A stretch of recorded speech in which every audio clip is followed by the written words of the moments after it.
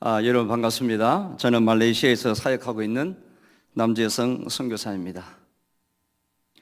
저는 선교는 결혼과 같다는 생각을 가끔 해봅니다. 한 남자가 한 여자를, 또 한 여자가 한 남자를 선택을 해서 내가 이 남자와 이 여자와 평생을 같이 하겠다, 정말로 진심으로 사랑할 때 결혼을 하지 않겠습니까? 선교도 이와 똑같습니다. 이 세상에 200개가 넘는 나라들이 있고 수많은 종족들이 있는데, 그 중에서 어떤 특정한 한 나라, 그리고 그 나라에 살고 있는 특별한 한 종족을 우리가 사랑하게 된다는 것은 이건 절대로 우연이 아닙니다. 제게 이런 질문들을 많이 하더군요. 선교사님, 어떻게 인도에 가게 되었습니까? 저도 모르겠어요.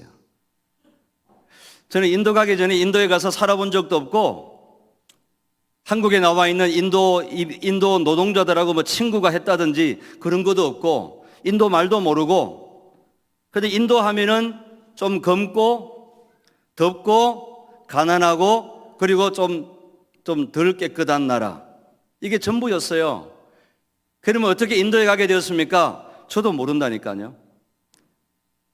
하나님께서 어느 날 한 젊은 목사의 가슴을 뜨겁게 만들어주고, 그리고 한 번도 가보지 않았고 한 번도 경험해 보지 못했던 그 어떤 영혼들을 사랑하는 마음을 하나님이 우리 마음속에 넣어주셨다고 저는 그렇게 생각을 합니다. 그래서 언제부턴가 인도 사람이 보면은 사랑스럽게 시작을 하고, 그리고 인도 사람들이 보면은 피하고, 그냥 이렇게 거짓말 많이 하는 사람들, 손으로 밥 먹는 사람들, 이게 아니고 그 인도 사람들이 그냥 조건 없이 사랑스러워 보이고 사랑하게 되더라고요. 그래서 결국은 때가 되어서 인도 땅에 갔습니다. 저는 하나님께서 우리가 한번 살아가면서 아주 중요한 시기에 여러분들을 하나님이 부르실 때가 있다고 저는 생각을 합니다. 저만 그런 게 아니고요, 오늘 여기 앉아 계신 여러분들에게도 하나님께서 때때로 여러분들을 부르실 때가 있다는 것입니다. 어떤 특별한 일을 위해서, 그냥 평범하게 그렇게 하나님께서 평생을 그렇게 살아가도록 그렇게 잘 놓아주지 않으십니다. 특별히 우리가 가슴이 뜨거워지고, 우리가 하나님의 말씀이 가슴에 와닿고, 기도하고 하나님과 더 친해지고 하나님의 성령으로 우리의 가슴이 끓어오를 때에, 그때가 하나님이 부르시고 하나님이 말씀하시면은 가장 잘 들리고, 그때가 가장 잘 순종할 수 있기 때문에 우리가 하나님과 가장 친밀한 그때에 하나님은 자신의 뜻을 이루기 위해서 저와 여러분들을 인생을 살아가면서 그저 몇 번씩 중요한 시기에 여러분들을 부르신다고 저는 확신해요. 그때 그 하나님의 부르심을 깨닫고 순종하고, 그리고 훈련받고 하나님께 순종하고 따라가는 사람들은 한 번 더 하나님의 손에 잡혀서 그 놀라운 위대한 일들을 위해서 하나님께 쓰임받게 될 것입니다. 그러나 하나님의 부르심에도 불구하고 우리가 영적으로 무디어져서, 우리가 성령으로 예민하지 못해서 이게 하나님의 부르심인지 그냥 잠깐 은혜 받은 것인지 이게 분간이 안 되면은 더 하나님의 부르심에 우리가 앞으로 전진해 나갈 수가 없게 된다는 것입니다. 하나님은 자주 부르시고 하나님은 여러 가지 방법들을 통해서 여러분들을 부르십니다. 예배 가운데 말씀을 통해 부르시고, 어떨 때는 여러분을 혼자서, 어쩌면 정서적으로 감정적으로 여러분들이 가장 외롭고 심심하고 쓸쓸하고 허전하고 외로울 때에 하나님은 여러분 곁에 바짝 붙어 서셔서 여러분들을 부르실 수가 있다는 것입니다. 하나님 절대로 이런 거 잘 묻지 않아요. 몇 년생이니, 몇 년씩이니, 이런 거 잘 묻지 않습니다. 하나님은 여러분들을 쓰기를 원하세요. 추수할 것은 많은데 일꾼이 적다 그랬습니다.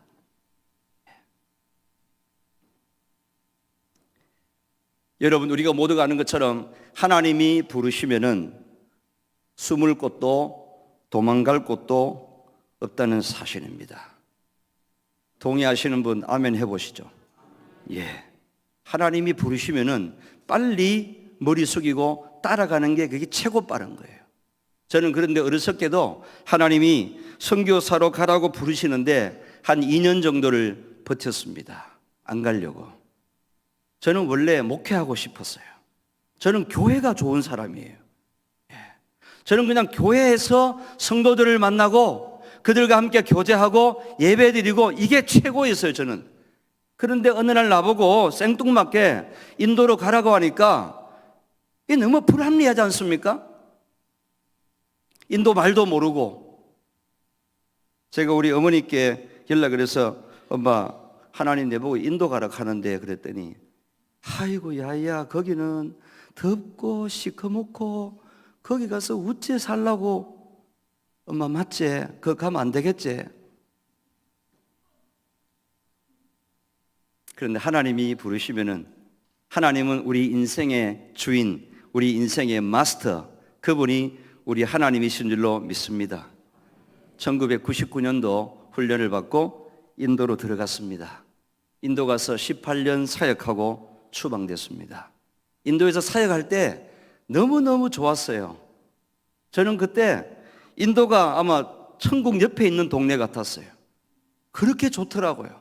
길거리 가면은 뭐 그냥 온갖 동물들이 같이 다니니까 그냥 내셔널 지오그래피 아니면 동물의 왕국 같고 너무 좋았어요.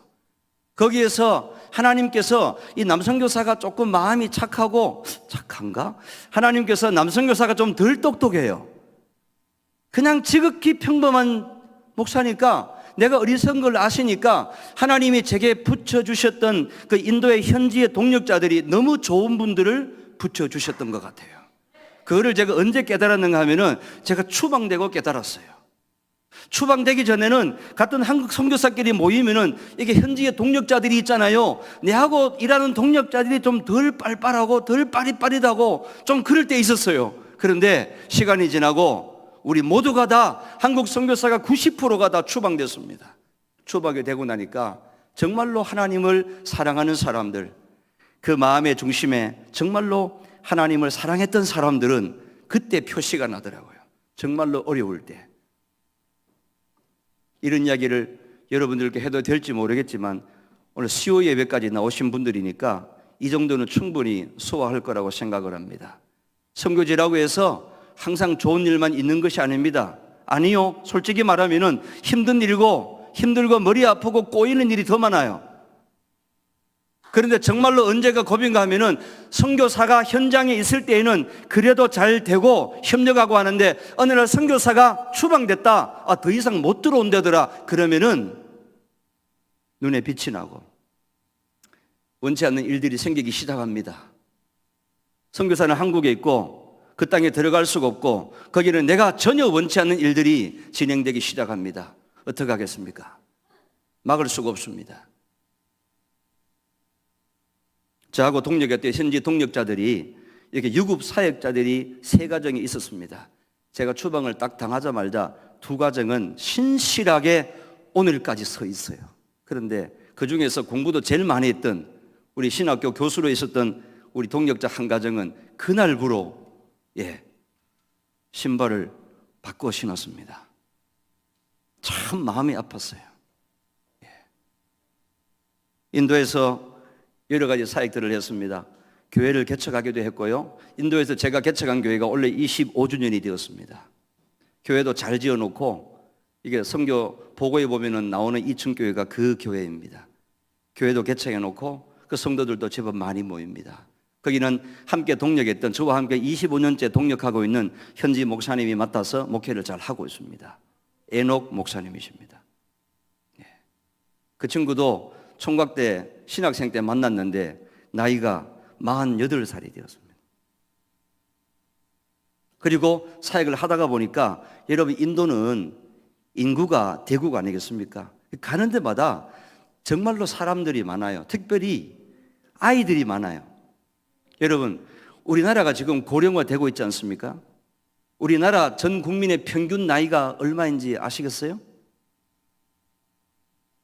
목사님 대충 한번 찝어보세요. 지금 우리나라 중위 연령이요 46.5세입니다. 46살이라고요. 전 국민의 평균 나이가 늙었다니까요. 그런데 동남아에 있는 나라들, 베트남, 제가 지금 하고 있는 말레이시아, 인도 이런 나라들의 평균 나이가 얼마인 줄 아시겠어요? 예? 29.5세입니다. 생각해 보세요. 30살 먹은 청년하고 46 먹은 아저씨하고 달리기를 해. 게임이 되겠습니까? 안 돼요. 굉장히 젊은 나라입니다. 그래서 사람들이 너무 많으니까 어느 날 하나님께서 제게 이렇게 감동을 주셨어요. 남성교사, 교회를 잘 세우는 것도 너무너무 중요해. 왜? 교회는 하나님의 복음을 아주 정기적으로 주기적으로 증가할 수 있는 복음의 플랫폼입니다. 교회를 통해서 예배가 시작이 되고 그 예배를 통해서 하나님을 경험하고 예수를 경험하는 사람들이 한 사람 한 사람 늘어나는 거 아니겠습니까? 교회를 나온다고 해서 거기 앉아있는 모든 성도가 마치 사도행전 2장의 오순절의 말씀과 같이 한꺼번에 모든 성도가 성령의 불을 받고 방언을 체험하고 거듭나는 것은 아닙니다. 절대로 그렇지 않습니다. 그러나 매 주일마다 모여서 예배드리고 말씀 듣고 거기에 조는 사람도 있어요. 괜찮아요. 여기도 있고 거기도 있어요. 그러나 매 주일 모여서 예배하고 말씀 듣고 기도하는 가운데 하나님의 성령이 그 가운데 만지는 사람들이 매주일 있다는 것입니다. 그래서 한 주, 두 주, 한 달, 두 달, 1년, 2년이 가다가 보면은 거기에 예배하는 그룹이 형성이 되고 거기에 그 마을을 복음화시키고 하나님을 찬양하고 경배하는 이런 놀라운 예배자의 그룹이 생기게 된다는 것입니다. 그 예배자들이 모이는 그룹이 무엇이냐? 교회 아니겠습니까? 에클레시아, 부름받은 사람들의 모임입니다. 그런데 어느 날 하나님께서 남성교사, 교회를 하는 것도 중요한데 학교를 해보는 게 어떻겠니? 학교요? 나는 학교는 댕기는 봤는데 학교를 제가 어떻게 감히 하면 돼. 6년을 준비했습니다. 6년을 준비하고 학교를 개교한 것이 인도에 세워진 그리스도 초등학교입니다. 2011년도에 개교했으니까 올해 15년이 되었습니다. 저는 요즘 인도에 세워진 저희 학교의 사진들을 가끔 봅니다. 여러분, 제가 2010년도에 땅을 사고 이렇게 손가락 2개만한 이런 묘목들을 사다가 적당한 거리로 이렇게 발걸음으로 재가지고 묘목을 심었는데요. 지금은 그 묘목이 자라가지고 키가 이렇게 한 15m, 20m 잎이 많은 나무를 심었거든요. 왜? 그 밑에 아이들이 정신 먹고 해야 되니까.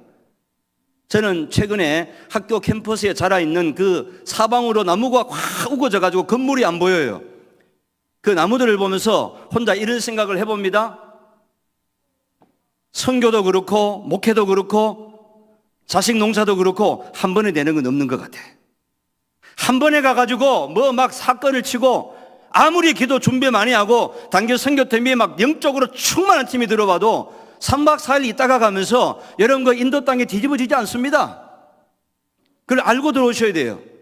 한국에서는 막 우리가 가가지고 막 전 인도를 못 뒤집어요.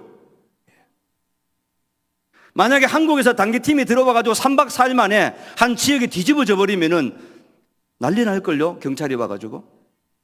그런데 선교도 사람을 키우고 말씀을 가르치고 씨앗을 뿌리고 그 씨앗이 자라고 잎이 나고 줄기가 나고 거기 새가 날아와서 둥지를 트기까지 이런 계절식 비유와 같이 이런 선교도 결국은 시간이 가야 됩니다. 기다릴 줄 알아야 되고 계속해서 기도하면서 인내할 줄 알아야 되고 낙심하지 아니하면은 하나님의 때가 되면은 열매를 거두는 것처럼 선교도 그런 것이 아닌가 이런 생각을 해봅니다. 교회도 그런 것입니다. 사람을 키우는 것도 그렇고 학교에 오면은 이제 만 4세, 만 5세 지난 코를 아직 흘리고 있는 유치원 아이들부터 학교에 들어오는데 당장 그 아이들이 인도 복음화를 위해서 무엇을 할 수 있다는 말입니까? 그러나 그 아이들에게 사랑해주고 코 닦아주고 초코파이도 사주고 기도해주고 또 1년이 지나고 5년이 지나고 10년이 지나면은 그 아이들의 키가 학교를 세운 쟤보다 키가 커지고 조금 있으면은 쟤보다 영어를 더 잘해요, 그 아이들이. 그리고 성질이 급한 아이들은 17살, 20살 되면은 시집 장가 갑니다. 나는 성질이 급한 게 좋아요. 나이 30 넘어도 결혼도 안 하고 인생이 뭔 줄도 모르고 자식이 뭔 줄도 모르고 계속 그냥 혼자 있으면 얼마나 답답해요. 생육하고 번성하는 것이 저는 인도 땅이 아닌가 생각을 합니다. 그래서 그 아이들이 인도에는 결혼 빨리 하잖아요. 연애 결혼 꿈도 못 꿉니다. 시골에서는. 연애 결혼 했다가 결혼까지 꼴이나 하면 괜찮아요. 그래도 그냥 와 신식이네 좋은데 연애하는 게 소문 다 났는데 마지막에 깨져서 결혼 못하면은 총각은 괜찮아요. 그래도 처녀는 그때부터 중매가 들어오지 않습니다. 그게 인도 땅입니다. 그래서 학교를 하라고 해서 학교를 세웠고, 제가 학교를 할 때에 학교를 하는 딱 이렇게 모토가 딱 한 가지였습니다. 왜 학교를 했는가 하면은 한번 따라해 주시겠습니까? 복음과 교육. 복음과 교육. 인도는 계급 제도가 있고 시골에 가면은 아주 가난합니다. 제가 추방될 때 우리 학교가 초등학교 레벨까지 있었고요. 전교생이 362명이었습니다. 제가 어느 날 우리 교장실에 가가지고 야 우리 학교에 나오는 이 아이들 중에서 인도의 계급이 있잖아. 이렇게 막 브라민, 크샤트리아, 바이샤, 슈드라 그리고 그 밑에 불가촉 천민. 그러면은 우리 학교에 나오는 학생들 중에서 쟤네들 계급은 어떻게 되는 거야? 물어봤어요. 정부에서는 카스트 제도를 철폐한다고 하지만은 어떤 아이든지 만 4세가 되어서 학교에 등록하게 되면은 그 아이들의 파일에 이 학생의 계급이 뭔지 적게 되어 있습니다. 제가 듣고 깜짝 놀랐어요. 나는 우리 학교에도 계급이 높은 아이들이 한 대여섯 명은 있지 않을까 생각했는데 한 명도 없었습니다. 야, 그러면은 뭐 한 크샤트리아 정도? 무사 계급 정도? 한 명도 없었습니다. 그러면 그 밑에 바이샤, 상인들, 장사하고 하는 사람들 바이샤 한 명도 없어요. 나중에는 걱정이 되더라고. 야, 그러면은 우리 학교 나오는 아이들, 이 지역의 사람들은 계급이 뭐야? 그랬더니 수드라? 조심스럽게 물었어요. 수드라? 한 명도 없어요. 그럼 뭐야? 여러분, 인도에는 4가지 계급에도 못 속하는 사람들이 인도의 27%입니다. 쉬운 말로 하면은 길거리에서 났다가 길거리에서 살다가 그냥 길거리에서 죽어서 없어지는 사람들이에요. 저도 안 믿어졌어요. 그 뭐야? 그러면 그랬더니 그 수드라에도 못 들어가는 불가촉 천민, untouchable. 간디는 가리켜서 하리잔이라고 했습니다. 왜? 간디는 브라미 출신이었고 투표할 때 그들도 한 표니까 표가 필요하니까 신의 아들들이라고 해서 하리잔이라고 불러줬습니다. 그러나 그러한 사람들이 대부분이 우리 학교 학생들은 그 untouchable, 불가촉 천민. 이거 뭔가 하면요, 가다가 옷깃만 스쳐도 인연이 아니고 옷깃만 스쳐도 부정해져요. 마치 레위기에 가면은 먹을 수 있는 짐승, 못 먹는 거, 클린, 언클린 나오잖아요. 똑같습니다. 정한 것과 부정한 것. 사람을 두고 어떻게 그렇게 할 수가 있습니까? 그렇게 하고 있었습니다. 그래서 제가 생각하기는 제가 우리나라 역사를 자세히 알 수도 없고 여기서 설명할 수도 없지만은 우리나라도 그랬지 않습니까? 복음이 들어오기 전에. 그래서 이 아이들에게 소망은 복음과 교육뿐이다. 복음은 없으면 안 되니까 내가 선교사고 목사니까 무조건 하나님의 말씀을 가르쳐야 되겠다. 복음. 그리고 복음만 주면은 안 될 것 같았습니다. 복음을 줬는데 너무너무 가난해. 어떻게 살아가는 수단도 모르고 교육을 받지 못하면은 영원토록 그렇게 최고로 가난하게 빈곤한 자로 살 거 아니겠어요? 그러면은 자기는 뭘 먹고 살겠지만은 그 사람을 통해서 또 다른 사람에게 복음이 증거될 수 있는 이런 복음의 영향력이라고 하는 차원에서는 지로인 것입니다. 그래서 이 아이들에게 교육을 시켜야 된다. 부모가 못 배우고 돈이 없고 빽이 없고 계급이 낮아도 그래도 이 아이들에게 제대로 된 교육을 시켜 놓으면은 이 교육이 이 아이들에게 언젠가는 소망이 되어주지 않을까, 이렇게 제가 믿었던 거죠. 그래서 그 학교를 시작하게 된 것입니다. 인도에는요 2가지 학교가 있습니다. 큰 학교, 작은 학교가 아니고 정부에서 운영하는 공립학교, 공짜입니다. 그리고 선교사나 어떤 개인이 특수한 목적을 가지고 세운 사립학교, 이것은 공짜가 아닙니다. 학비를 가지고 학교 와야 됩니다. 인도 교회는 주일학교가 없습니다. 썬데이 스쿨이 없습니다. 그 개념 자체가 없어요.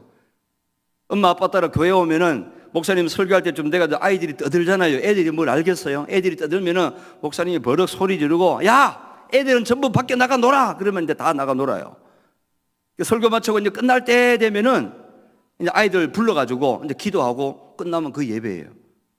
주일학교 개념 자체가 없으니까 뭐 유년부, 초등부, 소년부 이거는 우리 한국 이야기예요.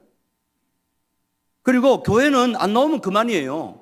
애들 교회 안 나오면 한 번 건너뛰면 2주 만에 오잖아요. 2번 건너뛰면 3주 만에 오고, 그 말씀을 가르쳐도 진짜 되고 있는지 의심갈 때가 많아요. 그래서 하나님께서 학교를 하면은 좋은 게 뭐냐? 학교는 오고 안 오고 지 맘대로 안 돼요. 학교는 출석을 매기고 선생님이 있고 돈을 내니까 월요일에서 금요일까지, 토요일은 한 달에 2번 매일 아침에 학교 오는 거예요. 8시 반까지 학교 오는 거예요. 8시 45분에 조회가 있고, 그리고 오후 3시 반까지 수업합니다. 그리고 매주 월요일 날, 매주 금요일 날 채플이 있습니다. 채플 시간대마다 예배 드리고 주기도문하고 그리고 설교 말씀 듣고 이렇게 합니다. 당장은 그 아이들 가운데서 세례 몇 명 줬냐 그럴 수 있겠지만은 그렇게 보지 말고 조금 이렇게 원시한적으로 보면은 지금은 이 아이들이 어리고 그냥 부모의 어떤 그 통제 아래 있지만은, 그러나 10년이 지나고 15년이 지나고 이 아이들이 성인이 되어서 이 아이들이 20대가 지나서 그들이 결혼하고 살아갈 때에 언젠가 한번 외롭고 힘들고 힘든 일이 만날 때에 그들이 단 한 번만이라도 성령께서 은혜를 주셔서 그들이 하나님의 말씀을 기억할 수만 있다면은 여러분 얼마나 좋은 기회이겠습니까? 그래서 그 아이들에게 어릴 때부터 싹이 안 나도 좋으니까 그 아이들에게 계속 하나님의 말씀을 들을 수 있는 기회를 제공하는 것, 이것이 바로 학교가 교회보다 훨씬 좋다고 생각을 했어요. 수도 많아요. 저는 그래서 성교학적인 측면에서 보면은 교회 하나가 미칠 수 있는 영향력보다는 학교 하나를 잘 이렇게 성공적으로 세트를 시키면은 이 학교를 통해서 복음을 증가할 수 있는 그 영역은요, 교회 하나보다 30배, 40배가 넘는다고 제가 확신을 했습니다. 실제로 우리 학교에 나오는 학생들이 34개의 마을에서 우리 학교에 와요. 예.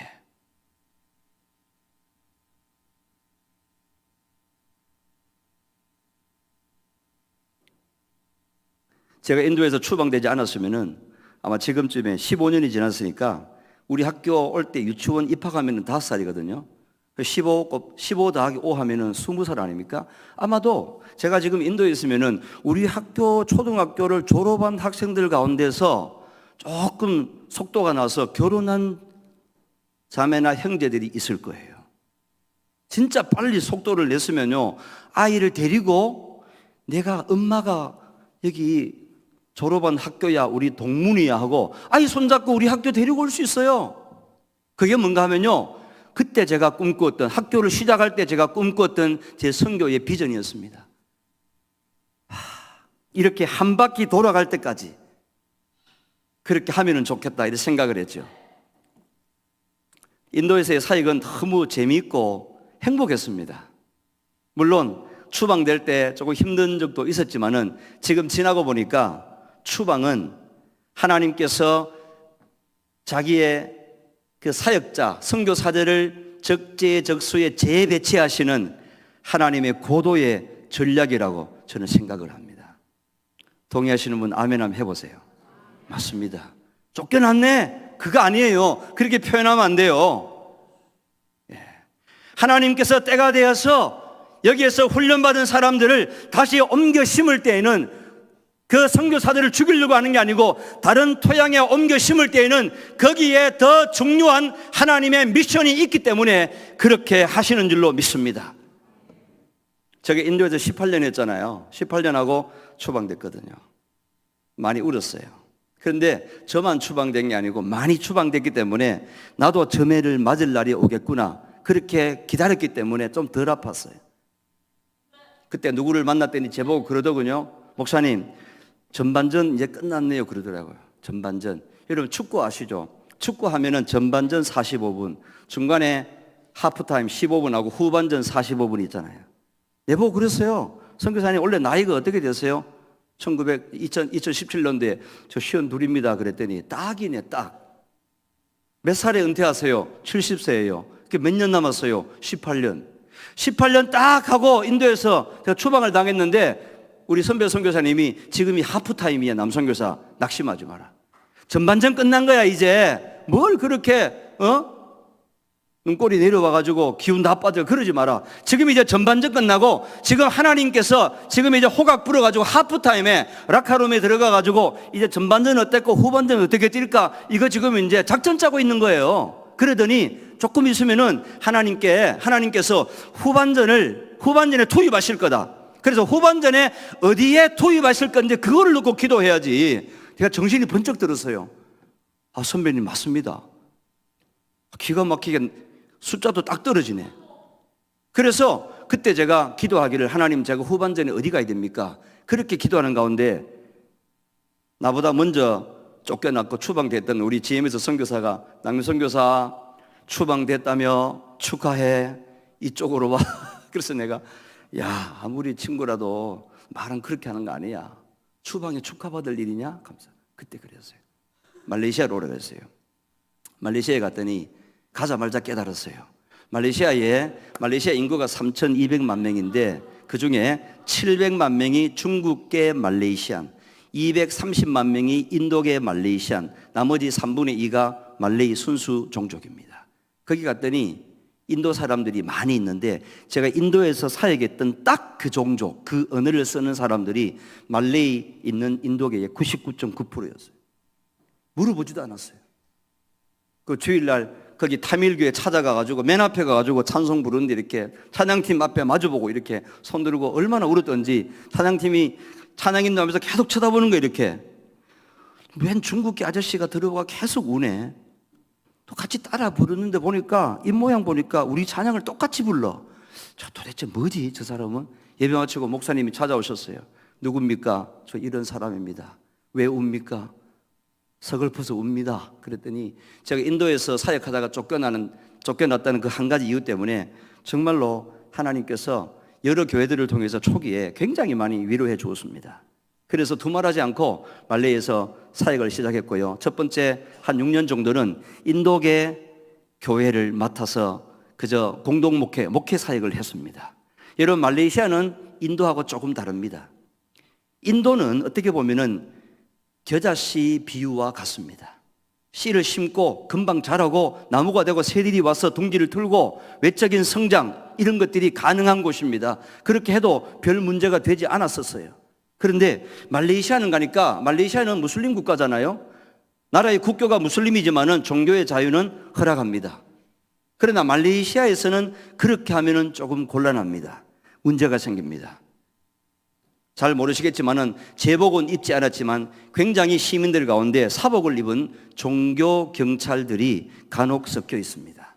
그리고 이들은 특별히 기독교인들의 활동 그리고 사람들이 많이 모이는 이런 교회들 속에 주일마다 가서 무슨 설교하는지 강사가 누가 오는지 이런 것들 동향들을 정부에다 보고하고 있습니다. 그래서 뭐 큰 교회에서 설교하러 오라고 한다고 해서 이거 좋다고 갔다가는 어려움 당할 수가 있습니다. 그래서 말레이시아는 일반적으로 가면은 교회들이 이렇게 눈에 보이는 교회들이 잘 없습니다. 십자가가 거의 없습니다. 그러면 교회가 없느냐? 아닙니다. 교회가 있습니다. 교회가 어디에 있느냐? 각 지역의 상가 건물 2층, 3층에 다 이렇게 숨어 들어가 있어요. 십자가 못 겁니다.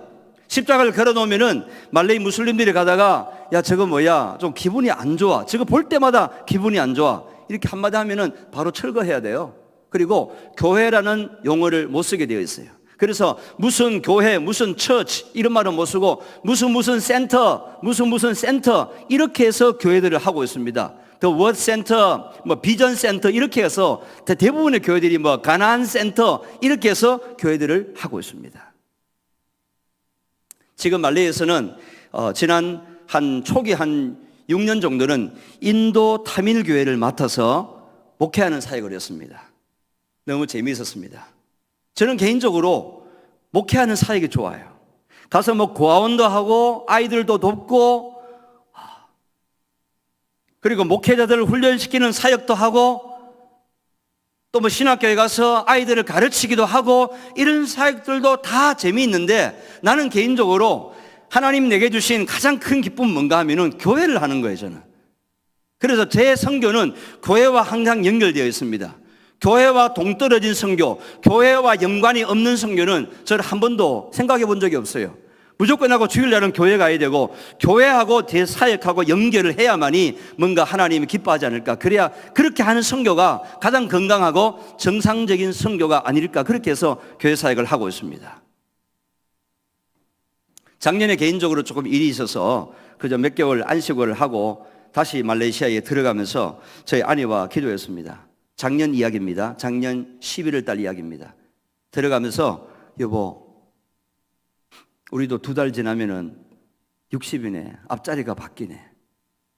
그래서 야, 나도 이거 얼마 안 남았구나. 좀 쉽게 표현하겠습니다. 나도 까부르도 10년밖에 안 남았구나.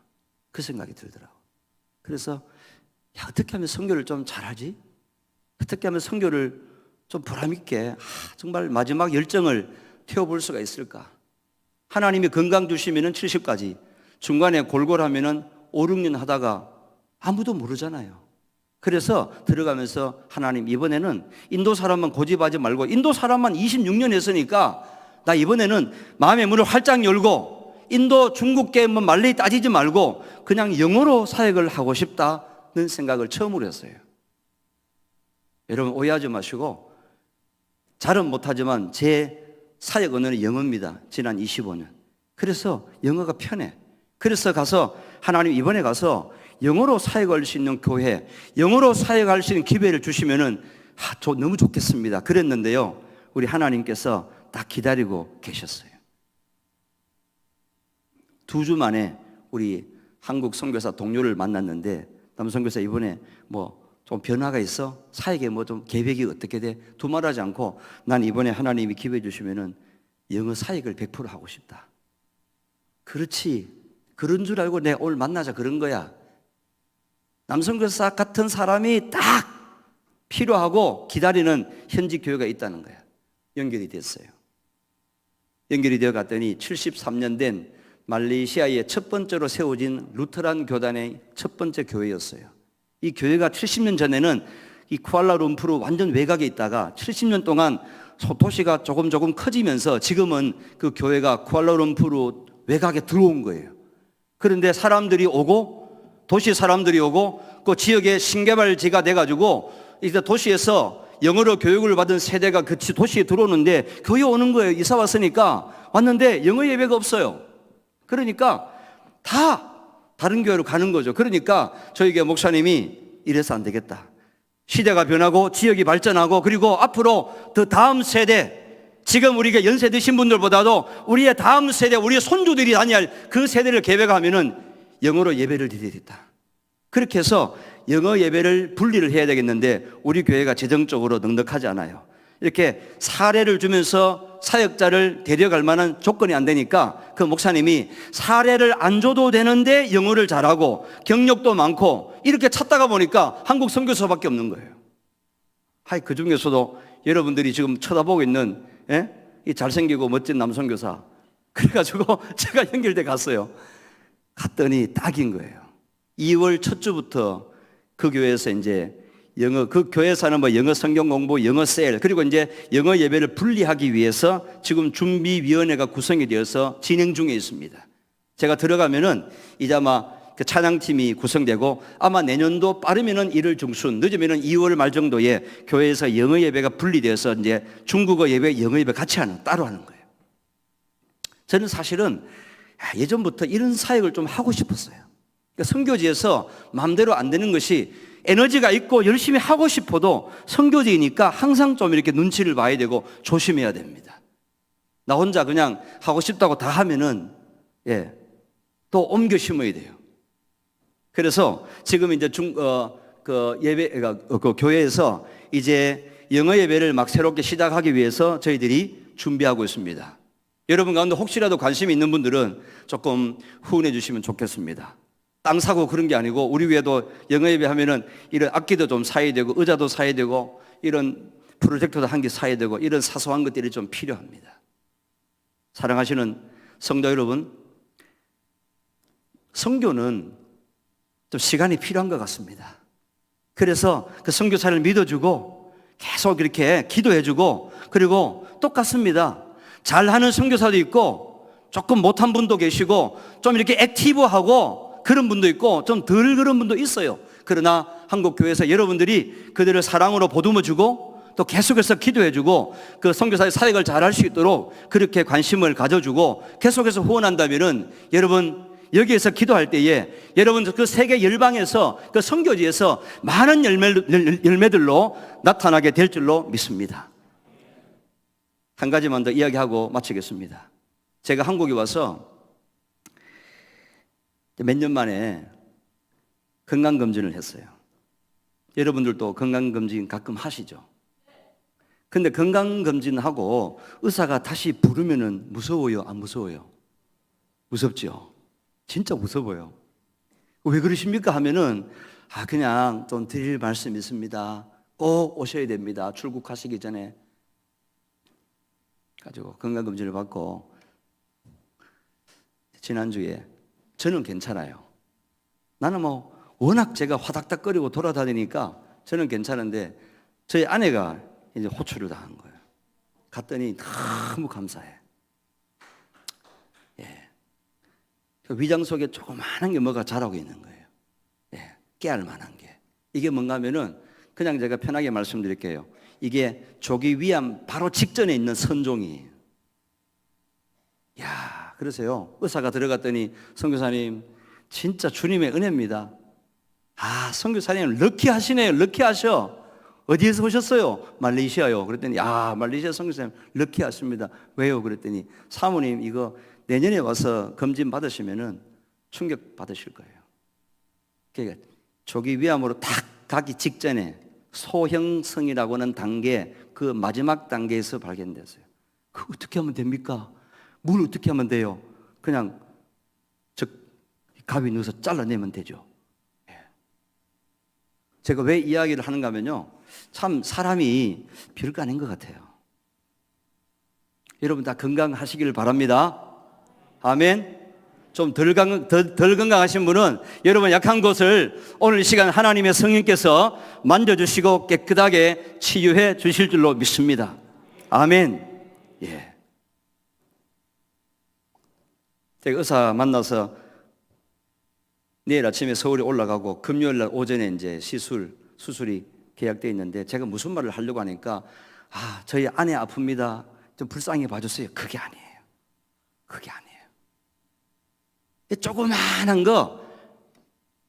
조그만한 거 자랐는데도 사람이 참 겸손해지더라고요. 그러니까 지난주부터 저희 아내하고 저하고 특별한 말 없으면 굉장히 겸손해져 있어요. 우리 별거 아니야. 우리가 산을 옮기는 믿음이 있고 소리 지르고 다녀도 아무것도 아니야. 여러분 오른손 한번 들어봐야 되겠죠. 오른손 한번 들어보세요. 배 위에, 가슴 말고 배 위에 한번 얹어보세요. 이 안에 뭐가 자랐는지 안 자랐는지 알 수 있는 분 다시 한번 왼손 한번 들어보세요. 없잖아요. 아무도 없어요. 의사들이 그거 다 깨끗하게 비워놓고 그 안에다가 이제 후레쉬 들고 들어가서 쳐다보니까 이게 점막이 어떻고 위염이 어떻고 진단하죠. 아무것도 아니에요. 제가 그제 제 고향에 갔다 왔습니다. 제 고향이 경북 의성입니다.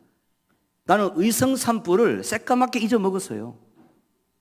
여러분 다 잊어먹으셨죠? 의성 사람도 잊어먹어요. 거기 안 사는 사람은. 그게 언제 있었냐? 3년 전인가 2년 전인가? 올해요. 올해 3월 말인가 그래요. 갔더니 산이 새까매요. 저희 고향에. 한쪽만 새까만 게 아니고 양쪽 다 새까매. 다 탔어요. 활렵수는 그나마 밑에 싹이 올라오는데 소나무는요, 송진 때문에 싹 다 탔어요.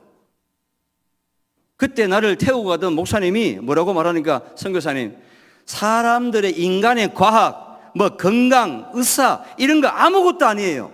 여기 의성 산불 났을 때에 전국에 있는 소방 헬기가 70대가 왔다는 거예요. 헬기들이 와가지고 저기 안동댐에 가가지고 물 파가지고 뿌린다고 하는데요, 진짜 가관이래요. 그러니까 불이 꺼집니까 여러분? 헬기가 70대가 아니라 700대가 와가지고 온 소동을 해도 그 산불 하나 못 잡아요. 바람 확 불면요, 불이 막 날아간대. 불이 여기 있었는데 딱 10분 뒤에 저쪽 산에 불이 붙은 거야. 번개불 같대, 귀신불 같대요. 그래서 내가 가면서 내가 야, 나도 앞으로 이거 어디 가서 설교하다가 불 받으란 말을 함부로 하면 안 되겠구나, 이거. 그 이야기 했어요. 불 받으란 말을 함부로 하면 안 돼요. 불 종류가 있잖아요. 성령의 불을 받으라. 정확하게 말이 그냥 막 불 받으라 하면 큰일 난다는 거야. 그 의성 가가지고, 의성지역 교회 가가지고 불 받으라 그러면요, 교인들 예배 설교 듣다가 다 집에 가버린다는 거야. 그게 뭔가 하면요, 우리가 아무리 발전하고 내가 자신 있고 그래도요, 그거 다 헛수예요. 아무것도 아니에요. 하나님 앞에서. 그런데 하나님, 그 성도들이 헬기가 뜨고 아무래도 불이 안 꺼지고 막 바람이 엄청 부니까 무슨 일이 일어나는 거면 그 의성지역의 교회들, 목사들, 그리고 소방관들이 모여가지고 전부 기도했다는 기도. 이거는 비밖에 없다. 하나님, 비를 내려주세요. 엘리야의 기도보다 더 간절한 심정으로 하나님, 비밖에 없으면 되니까 불 한번 휙 불면은 저쪽 건너산에 불이 붙어버리니까 비를 달라고 얼마나 간절히 기도했는지 몰라. 그런데 비가 왔어요. 하나님께서 소나기를 주셨는데요, 많이 준 것도 아니야. 소나기가 15분인가 그때 15분. 소나기가 15분 쫙 지나가고 나니까 불씨가 하나도 없어졌어요. 할렐루야. 예. 저희 집사람 뱃속에 깨알 같은 거 이건 잊어버리시고, 여러분들에게 드리고 싶은 말씀은, 여러분, 우리 인생이 아무것도 아니에요. 정말요, 아무것도 아니에요. 연약한 존재예요. 그래서 제가 여러분들에게 이 밤에 드리고 싶은 말씀은, 우리가 그래도 건강하고, 그래도 이만큼 걸을 수 있고, 그래도 이만큼 내가 움직일 수가 있고, 그래도 이만큼 내가 뭔가 할 수 있을 때에 그냥 썩히지 말고, 우리가 주의 나라 위해서, 하나님의 선교 위해서, 교회와 전도를 위해서 뭔가를 해야 한다는 것입니다. 할렐루야. 예.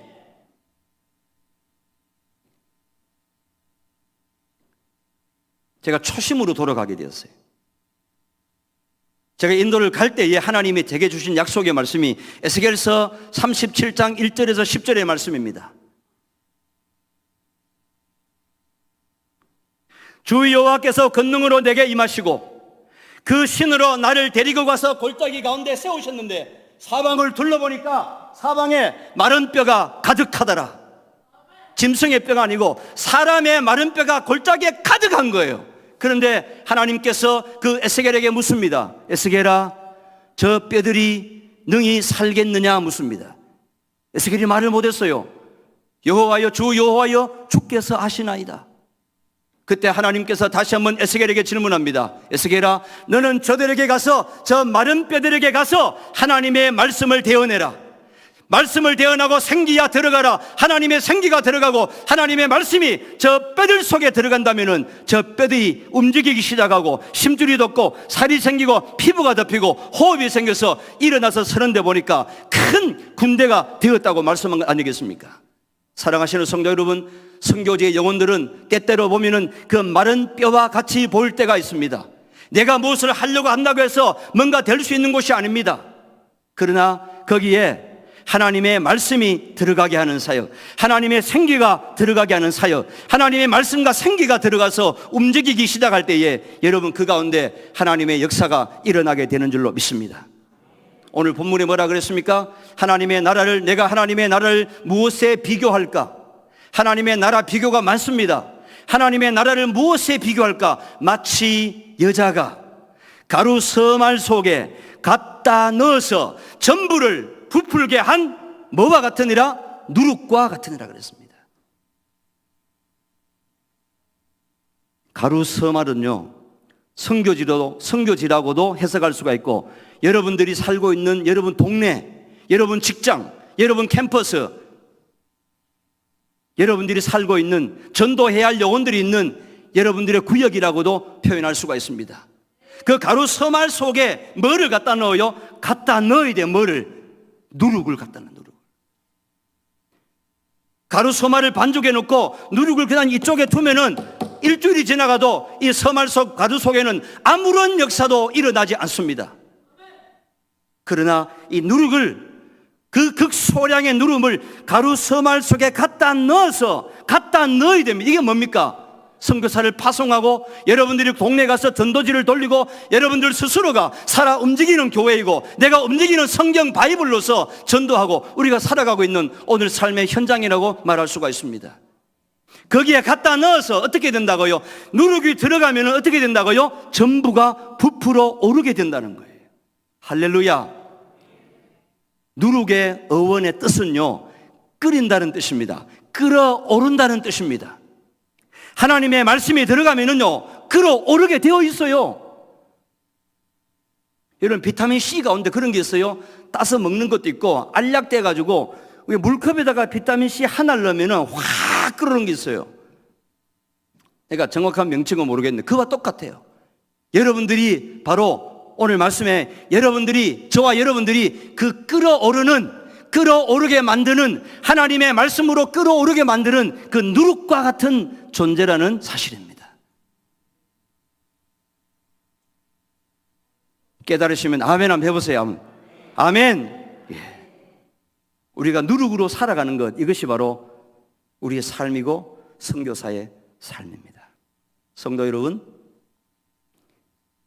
너무 감사합니다. 이 귀한 시간에 시간 내어주시고 또 교회에서 협력해 주시고 또 매월 선교비도 보내주시고 선교사에게는 이것보다 더 고마운 것은 없습니다. 여러분께 이 시간 감사를 드리고요. 또 앞으로 계속해서 힘이 닿는 대로 열방을 복음으로 섬기고 기도로 섬기고 더 많은 선교사를 세상에 파송해서 우리 예수 그리스도의 재림을 앞당기는 하나님의 그 꿈을 이루어드리는 이 드림교회가 될 수 있기를, 그리고 여러분 한 사람 한 사람이 나는 누룩이다, 내가 들어가는 곳에 변화가 일어나야 된다, 나는 누룩이라는 사실을 잊지 말고 어디에 가든지 이 누룩으로서의 소명을 잘 감당할 수 있는 저와 여러분 될 수 있기를 주님의 이름으로 축복합니다. 아멘. 우리 같이 한번 기도하겠습니다.